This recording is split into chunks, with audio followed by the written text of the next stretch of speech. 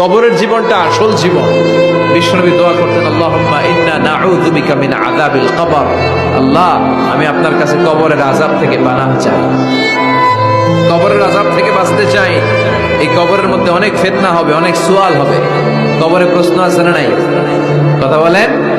প্রথম প্রশ্ন জিজ্ঞেস করা হবে, মার রব্বুক, তোমার রব কে?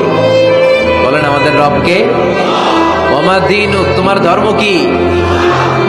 বিষ্ণুবীর চেহারা দেখিয়ে বলা হবে, তাআরিফু মান হাযার রাজুল, এই লোকটারে চিনো? আমরা কি বলবো? আমরা চিনি, উনি আমাদের প্রিয় রাসূল মুহাম্মদুর রাসূলুল্লাহ সাল্লাল্লাহু আলাইহি ওয়াসাল্লাম।